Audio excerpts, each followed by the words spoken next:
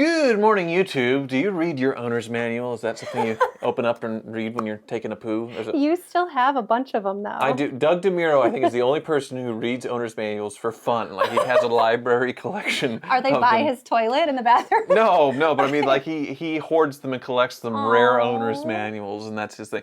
Well, with Tesla, there's no paper owner's manual that gets handed to you. It's all on the screen. You go click through and select it, and somebody read the owner's manual on the Cybertruck.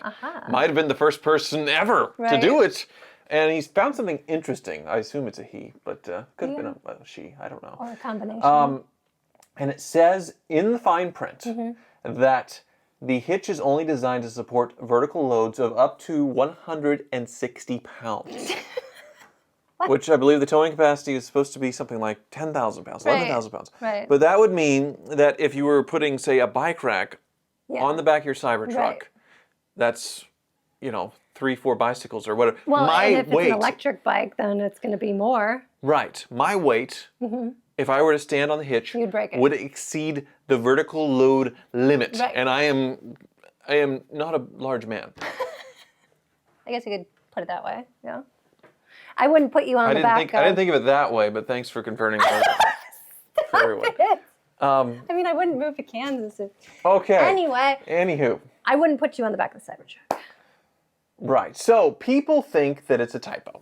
That it was basically a copy-paste that they didn't realize that they did from the Model Y, apparently, because it has the exact same load rating. But if that is correct, that means Whistling Diesel's video has a lot more cred. Exactly. Where he compared a Ford F-150 and a Cybertruck, and slamming down on that rear hitch eventually compromised the structure surrounding the hitch, and when he tried to recover the F-150, it yanked the hitch out. He did a follow-up video to show like how extremely tough the Ford one is. I'm sure. Can you get in trouble legally because is it technically not a truck if it doesn't have a certain towing capacity? That's the thing. Like, is this a truck? Well, you look at the way that the hitch is mounted. A truck, I guess it's a truck because it has a bed. A Subaru Baja is technically a truck, right? An El Camino is technically a truck, although an El Camino, it has a frame. Right. So it's beefier than the Cybertruck. It's interesting because, the contrast of those bullet-resistant panels and putting explosives in that, we talked about the C4. A lot about the Whistling Diesel video. But that's a good experiment. If this is true, then it is a very, very compromised design. It's probably a typo, but it's a very compromised design that really they need to figure out how to beef up. Like, if you're going to tow this, if you're going to tow a big trailer, you need to have this beefed up frame in the back. Right, but it already weighs. Do you know how much they weigh? Oh, over 6,000 pounds, right. 7,000 pounds. And so if you're going to build something to pull and tow and hold more weight, it's going to add a lot of extra weight to it. And range is already an issue with these. They didn't have the 400 plus miles of range that was promised, so adding weight would also add to that problem as well of the practicality of the Cybertruck. Right. And we see demand getting lower for it. We'll get to that in a little bit, but there is one very angry Cybertruck owner right now. Is it you? Oh wait, you No, sold I yours. sold mine. It is a Chechen warlord. Is this like some conspiracy weird His name is Ramzan Kadyrov. Ooh, it sounds cool. And the leader of the Chechen Republic of Russia has expressed his dismay after he claimed Elon Musk gifted him, then remotely disabled, bricked his Cybertruck. I doubt that Elon Musk was there in Russia and saying, here, take your new Cybertruck as a gift from me. But he claims that in a Telegram video. And then, mounted a machine gun to the back, was showing off in videos like, look at my machine gun fleet of Cybertruck. What? I think he had more than one. Really? Wait, so can Elon press a button and brick your Cybertruck? That is what he claims. I would believe it, honestly. I don't believe that Elon gave him the Cybertruck. That's what Elon claims, or this guy claims? Can Elon actually brick a Cybertruck? I think he actually can. I'm sure they have the power to go and turn off any Cybertruck they want in the country with software. But here is what the warlord says.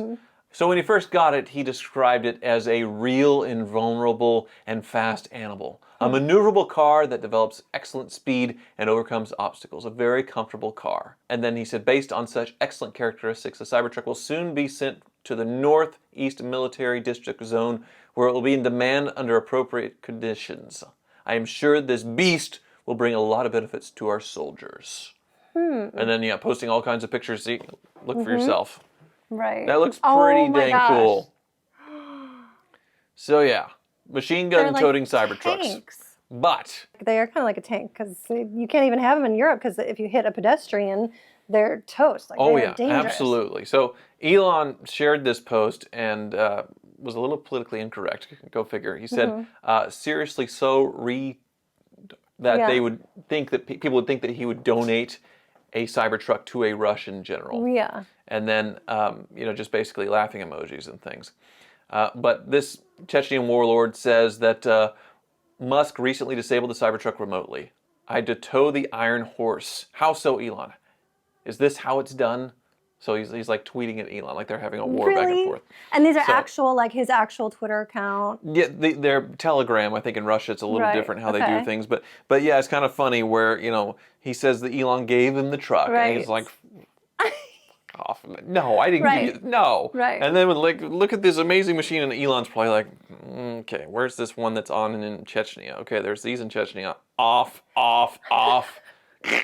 And Which is they're dead. They're bricked. Crazy that he can do that, but it's a good idea, I guess, if they're shooting people. Well, that's the future. Right. So now we'll live in a future where, and this might be a government mandate at some point. Right. I think in California they're talking about it, which is always the first, of being able to remotely disable cars and requiring by law no more of these O.J. Simpson police pursuit helicopter things, because they'll just be able to hit a button and turn off the car. I get it. They're dangerous. Pedestrians are completely innocent in the way of these car chases, but the government can't control all of our lives. That's just crazy. Where are you? Are you on, bricking it from the government? I don't think it's going to be a problem because I'll just keep driving the 05 Escalade. I really don't. But it's interesting that it is very likely, or it's very likely that they were able to disable it. So when they donate these cars, or these warlords, they're buying old Toyotas secondhand, or there was one famous one where this guy had a plumbing business, I think, and he sold his Ford, traded it in, he got sold at auction, and then ended up in like a war zone with his plumbing business with the American phone number still on the side, as they're like there's a gun toting on the side. So. But in the future, they'll have to buy these cars, and then we can just push a button and turn them off. Well, I'm sure they'll be able to figure out how to cut that signal off so you can't remotely control it. If the car is totally software dependent to work, and it's over the air, like you rip out the antenna, and then it can't receive any updates, I suppose. But I feel like that would be a very easy thing to do. Right. But the Cybertruck market is still really tough right now. Elon has kind of run through all the people that were willing to buy the Foundation series, like me, and I've been getting text messages because I had 2 reservations, and they're really like about 2 or 3 times a week asking, "Are you sure you don't want another Cybertruck? Are you sure the Foundation series is running out? Are you sure? Okay, their time's run out. Well, we've extended a little longer. The time's not out yet." Like, Chill's trying to get me to buy a Foundation series, and the one that I sold is still for sale. I talked about this in one of my Hoovie's Garage videos. Like to this second, right now. Still, it's been a couple of weeks since I updated it, but yeah, the truck is still for sale at the dealership I traded in for the Lyric on. Yeah. And the price has fluctuated a lot. So it's been as low as $107,000. I think I saw it at a low, but it seems like whoever's controlling the price on the Cybertruck is like moving the price up and down to like hack the algorithm to show price drops to make it seem like it's fresh and popping up new lower price or whatever. So like during the weekends, like Saturday night, they flip it up to like 117 or 120,000 and then slam the price down on Monday. But the current slam price down was $112,994, which is like $2,000 more than what they bought it from me for, what they showed on the trade at least. But they're gonna lose. Do you think they're mad, or because they're getting a lot of traction for it being out front of their shop, so that people drive by, they want to come in, they're getting eyeballs on their store? I've heard some drama, which I won't repeat, from someone on the inside that it's not smooth sailing when it comes to this Cybertruck. There's been some conflict inside of that dealership, but the current market value for a Cybertruck with 2,000 miles is low 90s. They've been selling that big of a difference? Yeah, they've been selling on cars bids for low 90s. You can buy, there's a whole list of them. You can buy dealer wholesale on OBE, Right. which is a Manheim offshoot, for low 90s. Mm-hmm. So they're losing 20 grand. They better lower it to that 90 mark, or else they're going to have it for the next 5 years. They're stuck, unfortunately. So, and that's not what I wanted. When I traded it into them, it really was worth more than 111,000. It had an MSRP of 102. Right. 111 was what they gave for it, and really 115. They were moving quick at that number. But they don't 3 months ago. understand this kind of electric car phenomenon that's Yes. going on. They don't specialize in it, which you and all your guys are like really up to date on everything. So I could see them not fully trusting you because it's a whole new world for them, Well, which no, they should have. They asked obviously. 140 when they first got Great. it. Instead of 115, 120, making 9 grand or whatever. They asked 140. Right. And then they went to 130, 120. But each week when they lowered the price, they were following the price lowering just in general on the truck. Right. So yeah, now they're very, very stuck. Yeah. And I think it's going to get even worse because the new Chevy Silverado EV Oh, I want to see is it. pretty hot. Yeah. Yeah, 70 grand starting price. The first one in town. We need to get our hands on it to review Does it. it have a towing capacity over 160? I think it probably has a capacity over that. It looks Okay. like an old Avalanche to me. Yeah. The one that we have that's hit the ground in Wichita is like a $94,000 sticker, which is a lot. That's going to be the big obstacle with these EV pickup trucks is the price. Is that the one John Ross has?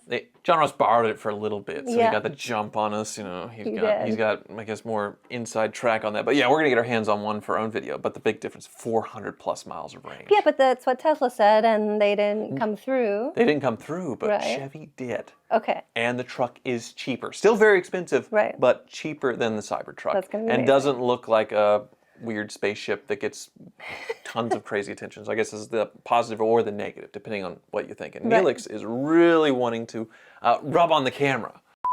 Well, Neelix is in the gulag for hitting the camera, and if Elon ever goes to Chechnya, he'll probably be put in the, Yeah. well, is it Russian gulag? Is that German or Russian gulag? This just sounds like food. The goulash. Like That's goulash. Hungarian. Thank you so much for watching. Sounds pretty good, actually.